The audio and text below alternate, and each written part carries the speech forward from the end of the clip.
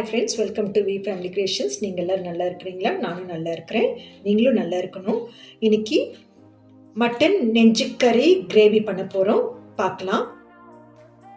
கொஞ்சம் முதல்ல தேங்காய் எண்ணெய் ஊற்றிக்கலாம். ஏன்னா தேங்காய் பால் எடுத்து வைக்கும்போது தேங்காய் எண்ணெய் ஊற்றினா நல்லாயிருக்கும். ஜாஸ்தி வேண்டாம், அப்புறம் வேணால் ஊற்றிக்கலாம். தேங்காய் பாலுக்கு தேங்காய் எண்ணெய் நல்லா தேங்காய் எண்ணெய் நல்லாயிருக்கும். 2 பட்டை, 2 மராட்டி முக்கு, 3 ஏலக்காய், 2 கிராம்பு, இது வரைக்கும் போதும். வெங்காயம் போட்டுக்கலாம். நான் சின்ன வெங்காயம் போட்டிருக்கேன்.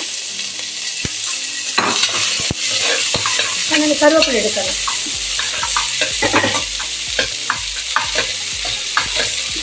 கருவேப்பிலை இதிலே போட்டுக்கலாம். வதங்க வேண்டிய அவசியம் இல்லை. கறி எடுத்து போட்டுக்கலாம்.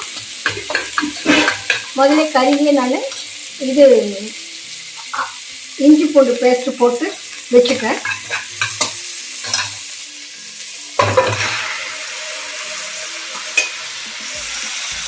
அதில் மஞ்சள் போட்டுக்கலாம். இது கொஞ்சம் வதங்கட்டும்.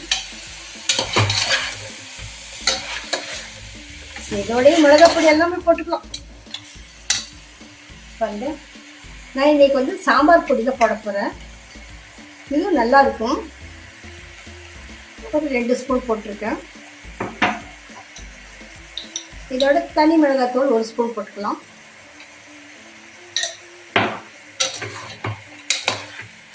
கொஞ்சம் உப்பு போட்டுக்கலாம். உப்பு போட்டு வணக்கலாம். இது கொஞ்சம் வணங்கட்டும். கொஞ்சம் சோம்பு பொடி போட்டுக்கலாம். கொஞ்சம் சீரகப்பொடியும் போட்டுக்கலாம். சும்மா அரைச்சி போதும். அது வணங்கட்டும். கறி வதங்கிடுச்சு. இது நெஞ்சு கறி எடுத்திருக்கேன் நான். கொஞ்சம் எலும்பாக இருந்தால் கூட நல்லா ருசியாக இருக்கும். அப்புறம் இதோட இது டொமேட்டோ பியூரி பண்ணி வச்சுருக்கேன். ஏன்னா எங்கள் வீட்டில் டொமேட்டோவில் அந்த சின்ன இது இருந்தால் கூட எங்கள் வீட்டு பொண்ணு இருக்காங்க, எடுத்து போட்டுடுவா.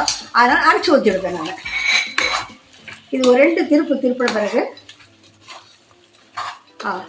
பாருங்க. இது ஒரு தேங்காய் எடுத்துருக்கேன், பெரிய தேங்காய். நல்லா இவ்வளோ பெரிய தேங்காய்.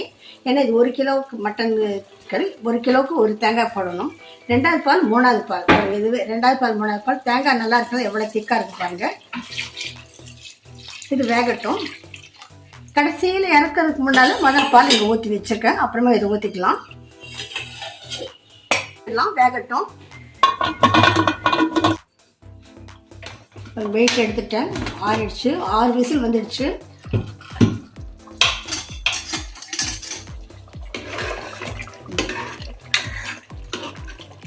இப்போ நம்ம முதல் பால் ஊற்றிடலாம்.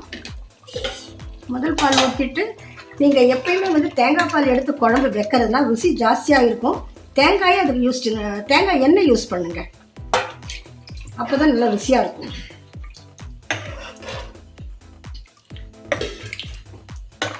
இது பச்சை மிளகாய் போட்டுருந்தால் நல்லா கலர் வேறு மாதிரி நல்லாயிருக்கும். இது மிளகாய் பொடி போட்டதுனால அதான் சாம்பார் பொடி தான் போட்டிருக்கேன்.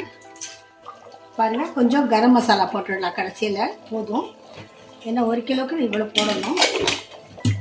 ஆச்சு. இது கொத்தமல்லியில் போட்டு இறக்கிட்டே இருக்க வேண்டியது தான்.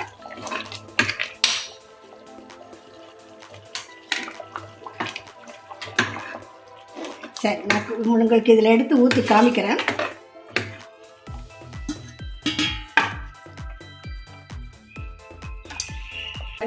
குழம்பு ஆயிடுச்சு. பாருங்க, எண்ணெய் கம்மியாக தான் ஊற்றுனேன். அப்படியே தேங்காய் பால் எப்படி வச்சு பாருங்க. இன்னும் கொஞ்சம் நேரமான நல்லாயிருக்கும். பாருங்க, இன்றைக்கி எங்கள் வீட்டில் ராகி களி. அதுக்கு இந்த குழம்பு ரொம்ப நல்லா இருக்கும். Thank you for watching. Take care. God bless you to all.